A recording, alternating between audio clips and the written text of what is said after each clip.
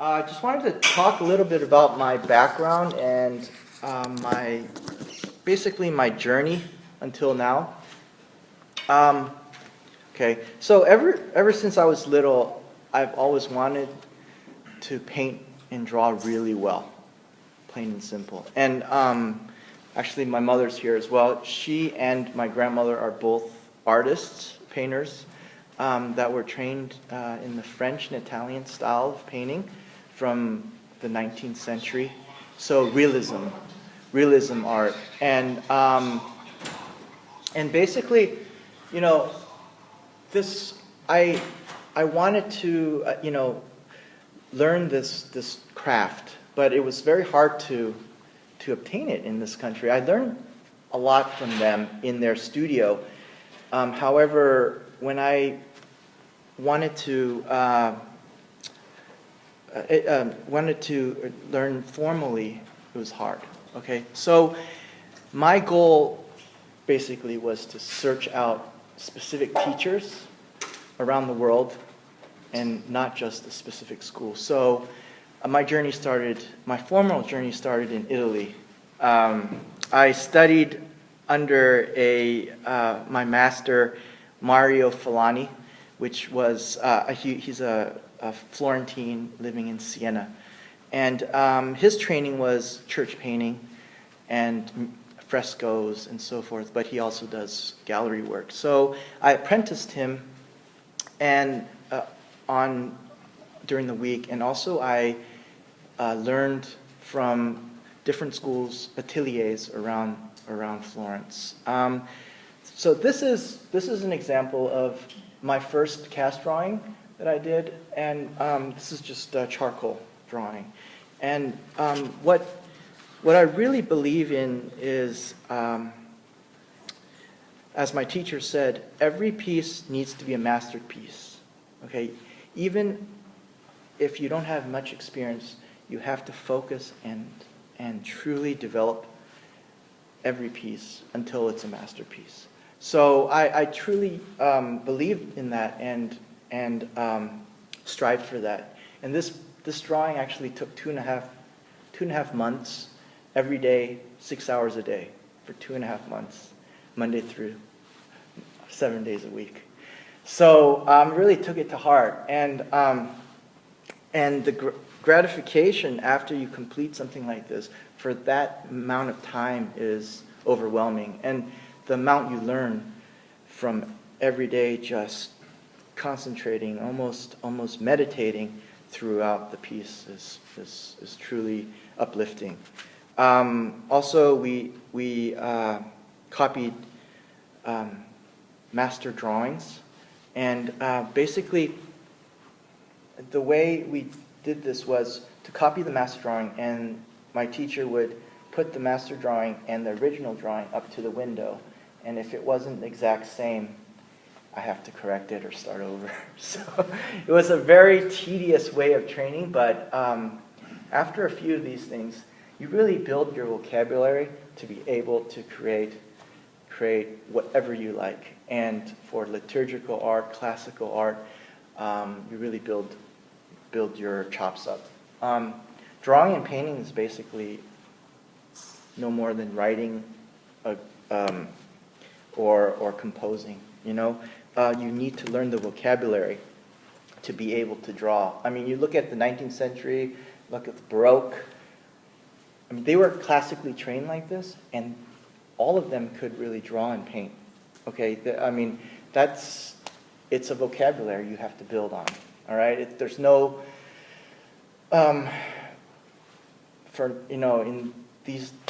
in today's day and age, people look at you're very talented, or you're born with it. It's not. It's a practice and learned craft. All right. So let's just go on. It's another charcoal drawing I did. Madonna of Settignano. And then after you do drawings, then you go into still life, which brings in color, a limited palette, limited color, but slowly introduce color and oil. All right, and then some more still lives. So this is still during my education. After I spent my time in Italy, I came back to the United States for my master's degree in New York Academy. And right when I arrived here, I started working immediately for architects around town, specifically for an architect named Henry Menzies. And my first project, he wanted to sort of test me out. So my first project was to do a representation or a copy of Fra Angelico's Annunciation. So this is actually the same size as his Annunciation, but in oil. It was for a church. So this is a detail. All right, and it's the angel. And this is the church in Charlotte, North Carolina, that the installation was installed. Okay. All right. So after that Annunciation, he was interested, and he wanted me to do another Annunciation scene, but this time he wanted for me to take the reins. So it was sort of my own interpretation of the Annunciation. And whenever I work on large pieces like this, I do everything from life. So I hire my own models or bring my own models in. And not just, working with models for me is not just getting a random figure and, oh, you look like Mary, or you look like the archangel, so come on in and do it. Their lives of the actual sitters have to coincide with the painting I actually do. So this is actually two friends of mine that posed for this, the Yule's family. They were just newly married, and now they have 4 kids. So one night after dinner, I said, oh, well, I'm doing this piece. Why don't you just sit down for me and let me take a few photos and do a few sketches? And they agreed, so it was perfect. And their personalities fit the painting. And one thing about painting, these genre paintings, I think the actual sitter has, when you look at a painting, let's say in the Met or something, you really not just see it as if it was the genre or the narrative of the painting. You really feel who posed in the paintings. You know, the personalities actually come out, and it's extremely important to understand that and to try to reflect the painting with its sitter. All right, the energy it needs to be there. So this painting went into Kentucky, in a church in Kentucky. Okay, so all right. So after I graduated the MFA program in New York City, I needed to. I felt I had to go to China and sort of reestablish my cultural base. So I did a second master's at the Central Academy of Art in Beijing, and every year we take a month off to do sketches in the countryside. So this trip, I decided to go and follow the Silk Road. It wasn't just because it wasn't just because I wanted to see the Silk Road and all the beautiful monasteries, Buddhist monasteries and so forth, but it was to re-step my great-grandfather's footsteps. He was a Shaolin monk, and he walked across from the western China all the way to Shanghai, where he established a business and had a family afterwards. But along the path, along this route, I went to different monasteries, and also did sketches, landscapes.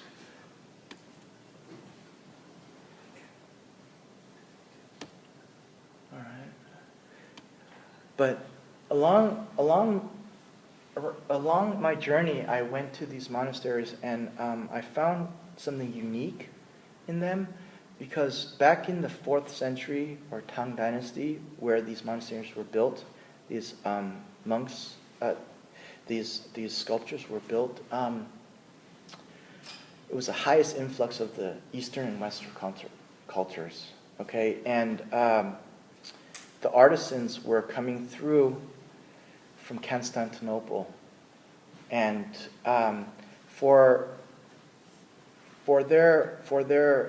they would stay in these monasteries for protection at night from the bandits and so forth. So for their stay, they would trade their craft, for instance, sculpting,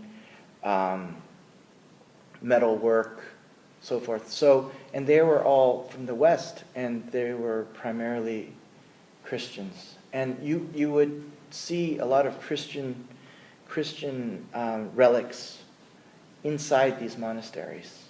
And actually, the Metropolitan had a few shows on this, and it's a fascinating time. It was during the Byzantine era, and also, and it was the height of Chinese culture during that time.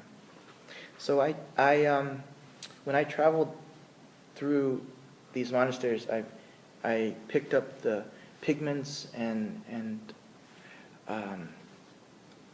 earth, because I make my own pigments. I grind my own paints. So I picked up the minerals and pigments from each location and brought them back to Beijing.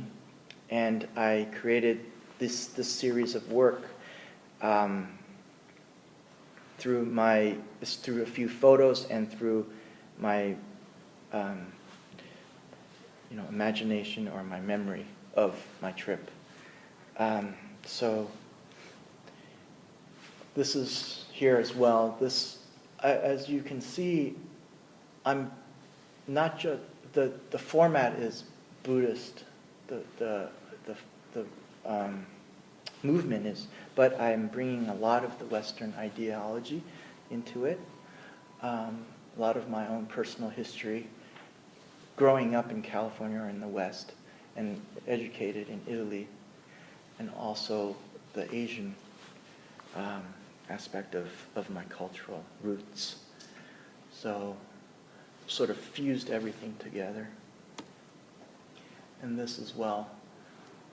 During this time I was really thinking about my conversion into Catholicism, because the first day of my graduate school in New York was 9/11, and my school was located on Franklin Street. So I came out of the subway and saw these buildings on fire, and they closed down my school, obviously, the whole area, for a matter of a month or so before we were relocated. But during that month, I was called every day to go into the area and just, to the St.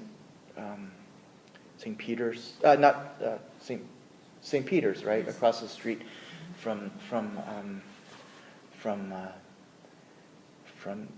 Ground Zero, yeah. And so it really affected me. And then while I was painting these paintings in Beijing, I really reflected off of, as you can see on the right-hand side, Mary, and the Eastern Orthodox on the left, and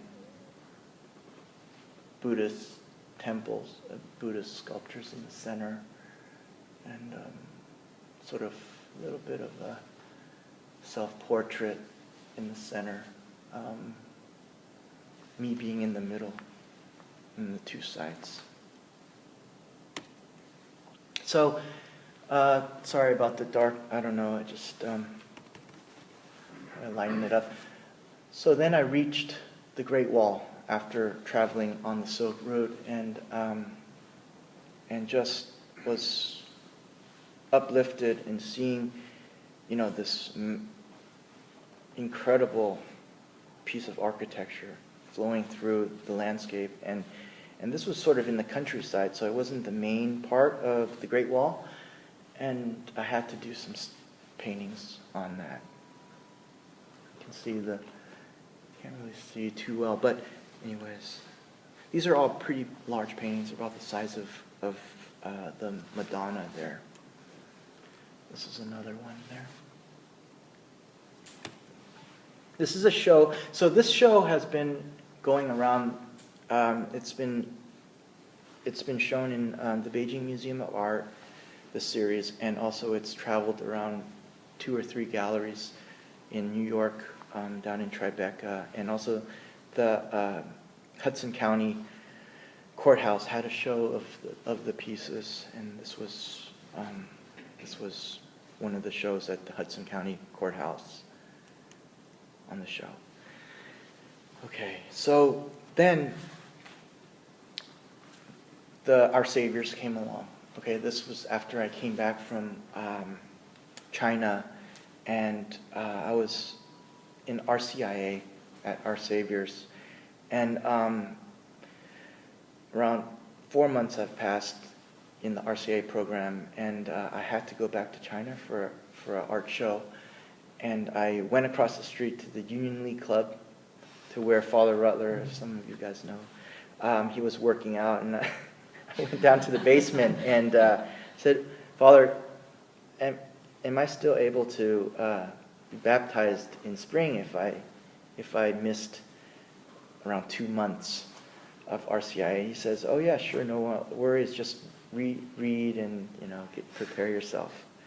Okay, and then I said, "Oh great, okay." And then we started talking about art, and he's a painter as well, and he was telling me that he was looking for some artists. He had a competition, and he wanted artists to redesign his sanctuary. So I thought about it, and I said, "Well, I really want to do this." So it was between 7 artists and myself around the world, and my sketch. This was my sketch for the project, the initial sketch. And I wanted to do a big pentacrator and icons on the side, all right, in Byzantine style.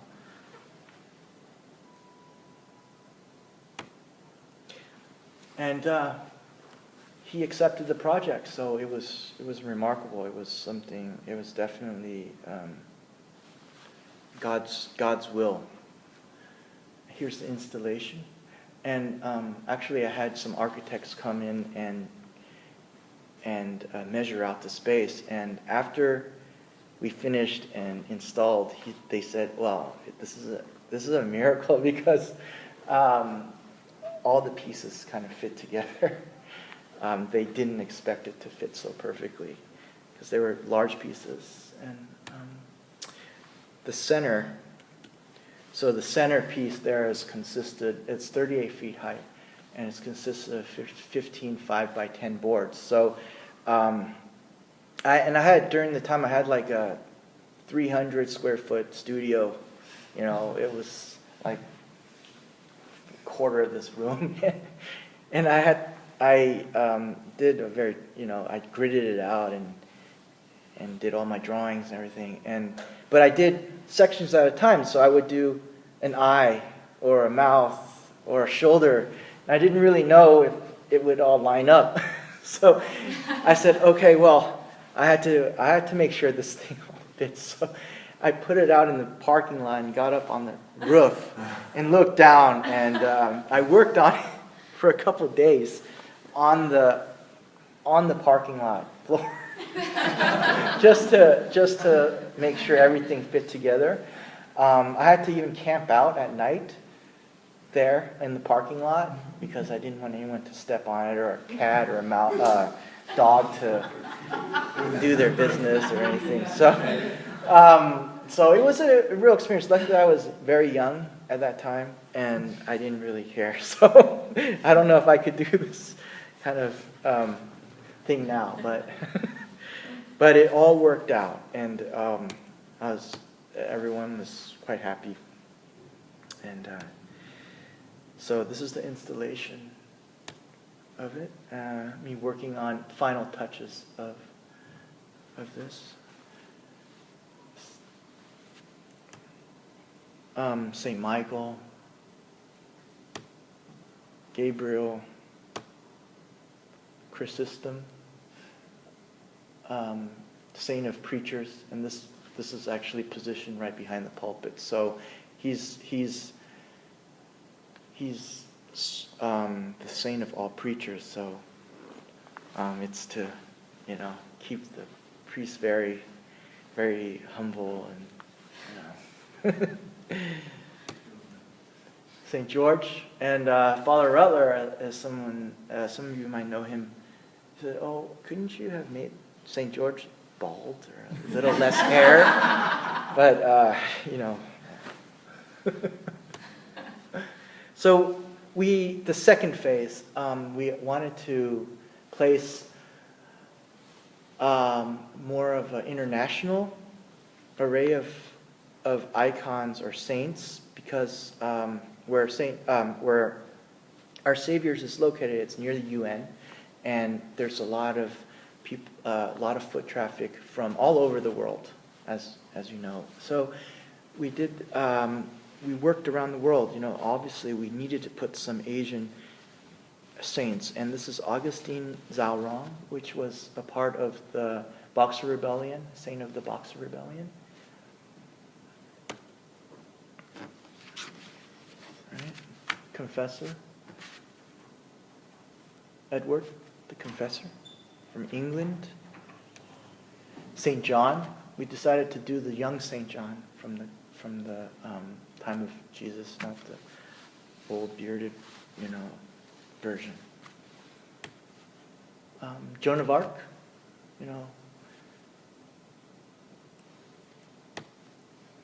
Okay.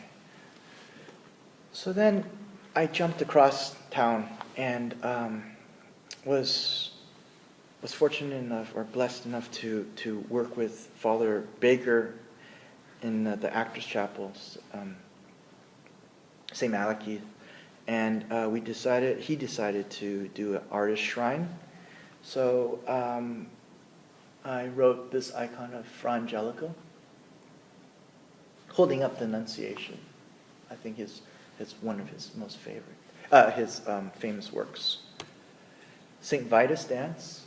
Since it is the Actors Chapel, it is the Times Square, or all the shows are happening around there. A lot of the actors from that area actually go to this church, so we needed to put some vibrance in artistic dancers, artistic actors in the saints. Saint Cecilia, organist. All right, so then I was fortunate enough to work on a project for Mother Teresa, for a man that wanted to donate this icon to India, and this is an icon of Mother Teresa holding a baby.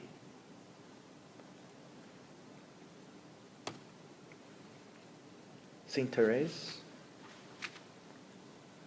So I write a lot of besides the big church work, I also do devotional icons for many private homes, and this is Saint Therese, which is this family's, and Saint Juliana, which is a Roman saint.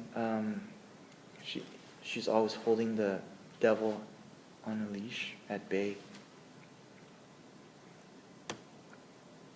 This icon was for a foundation that dealt with natural cures for cancer. So we put a lot of the fruits and vegetables and everything, and Mary there to comfort the cancer sufferers.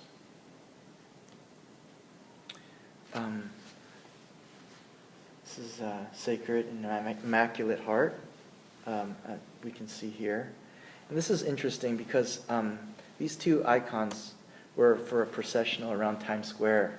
We just decided, the Actors Chapel decided to do a procession around Times Square holding these icons. So they were specifically wrote for that event. And here's a picture. It's kind of dark, but they're walking around with that. All right, so genre paintings. So I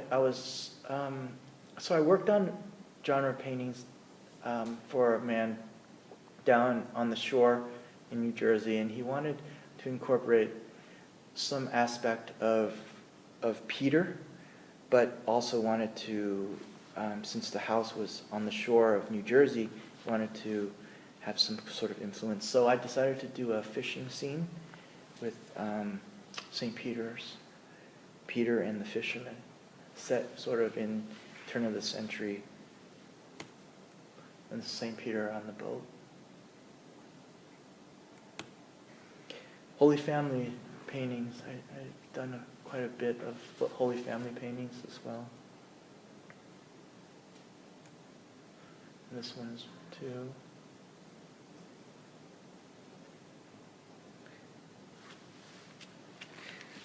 Pier Giorgio Frazetti for a church up in Vermont, up in Stowe. The church is actually was commissioned or was built by the Ventrop family, which is the Sound of Music, the family with the Sound of Music, and this church is actually right on the base of the mountain. So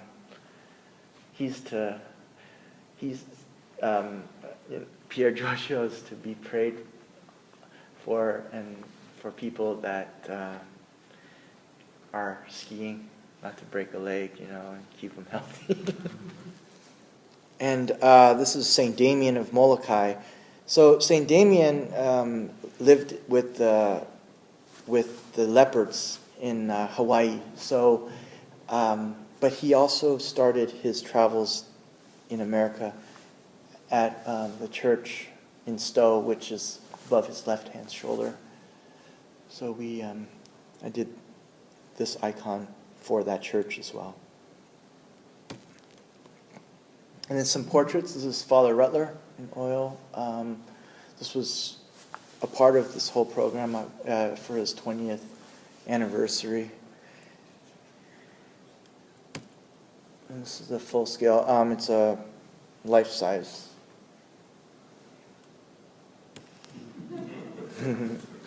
And this is Monsignor William Smith. Another portrait, St. Joseph's Seminary. Very famous lecturer, did a portrait of him. And St. Escriva, founder of Opus Dei. And there's a detailed head of him. And this is one of my latest icons. I wanted to really incorporate more of Eastern tradition or brush painting in with Western iconography. So this style, St. Anthony with Child, is a little bit more towards I've definitely evolved with my style and incorporated a little bit of Eastern tradition, technical tradition, into the Western iconography. Still, maintaining a lot of the historical aspects of iconography.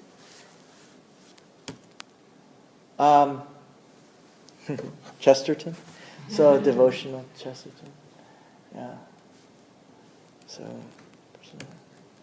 So this is the latest project I did. This was for a church. It's my version of the Damiano Cross, and it's for a church in New Jersey, in South Rutherford, New Jersey, St. Joseph's.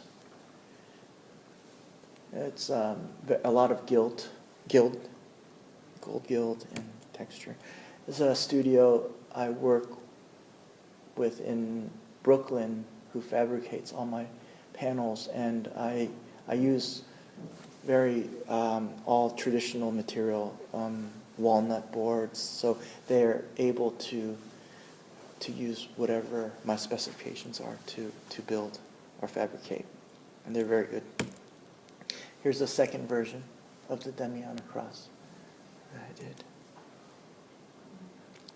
And this is pretty much like 10 feet by 7 feet. So it's going to hang in the altar, sanctuary there. And going back now, talking about the classics, once you learn, this is just oil painting, once you learn the vocabulary or the craft of painting, the alphabet of drawing and painting, the whole world of painting and drawing is open towards you, just as if you're learning ABCs for literature and writing or a novel. So, extremely important to focus on your foundation. Some still lifes again, just to go back into some of more classical works, still lives. And we'll end with my studio, where these were halfway done. And each Moses and Elijah, are there 12 feet high. Not done yet, so almost ready to go into our Savior's. All right, thank you. That's all I have. Any questions, or wanted to keep it